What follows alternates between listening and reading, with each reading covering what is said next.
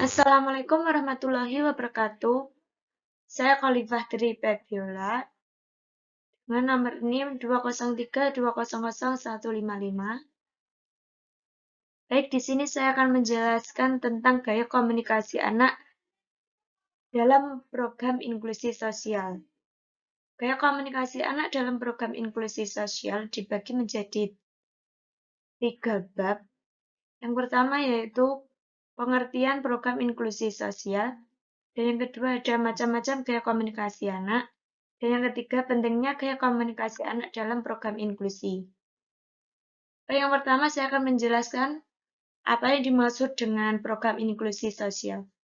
Program inklusi sosial yaitu upaya yang menggambarkan suatu lembaga untuk mengangkat martabat masyarakat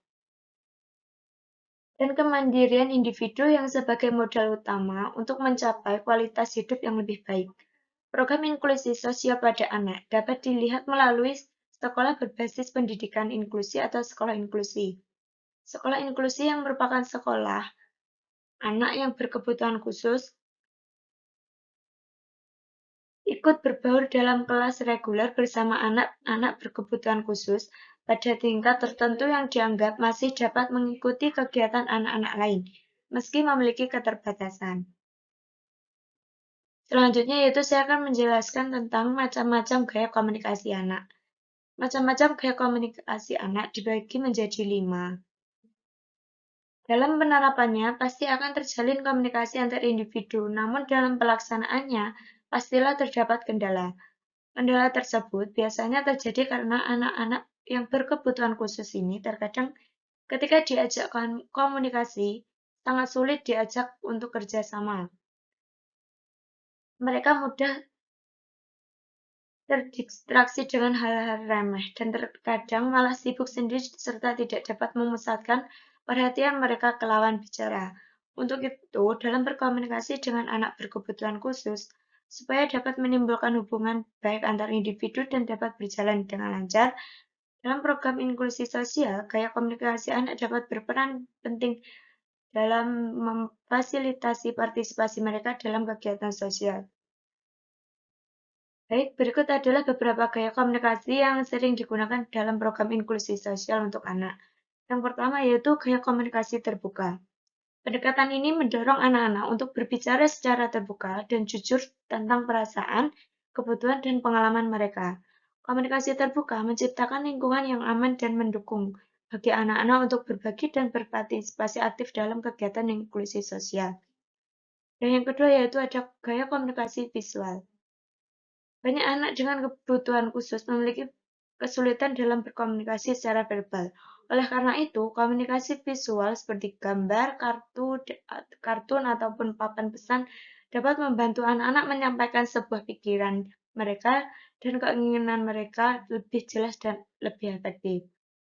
Dan yang ketiga yaitu gaya komunikasi nonverbal.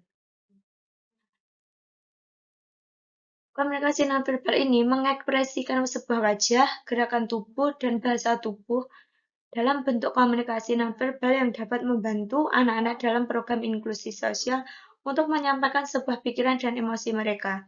Penting bagi para fasilitator dan orang dewasa yang terlibat dalam program ini untuk memahami bahasa tubuh anak-anak dan meresponnya dengan tepat. Yang keempat yaitu gaya komunikasi individual. Setiap anak memiliki kebutuhan dan preferensi komunikasi yang unik. Dalam program inklusi sosial, penting untuk mengakomodasi gaya komunikasi individual anak-anak dan menyediakannya dukungan yang sesuai agar mereka dapat berpartisipasi sepenuhnya. Dan yang terakhir yaitu gaya komunikasi kolaboratif. Gaya komunikasi kolaboratif di sini yaitu mendorong anak-anak untuk bekerja sama, berbagi ide, dan berpartisipasi dalam proses pengambilan keputusan. Komunikasi kolaboratif memungkinkan anak-anak untuk merasa dihargai dan memiliki peran yang aktif dalam program inklusi sosial.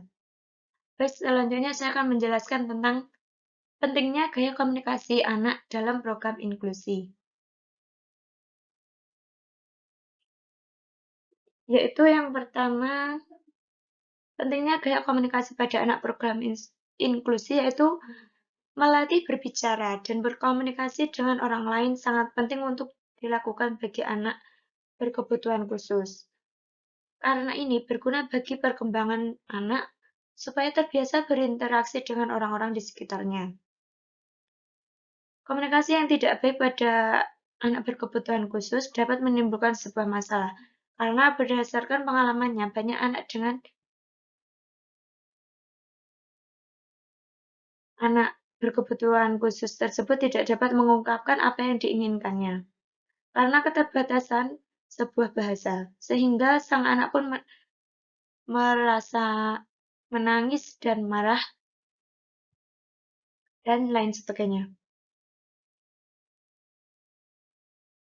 Jadi, anak lebih paham komunikasi dan memilih cara yang lain untuk mengekspresikan segala apa yang dia rasakan. Berikut pentingnya keleluasan komunikasi pada anak inklusi. Yang pertama yaitu meningkatkan integrasi sosial, meningkatkan partisipasi, membantu pemahaman, dan meningkatkan keterampilan sosial. Dan yang terakhir yaitu meningkatkan inklusi. Baik, sekian terima kasih presentasi dari saya. Bila ada kurangnya, mohon maaf. Wassalamualaikum warahmatullahi wabarakatuh.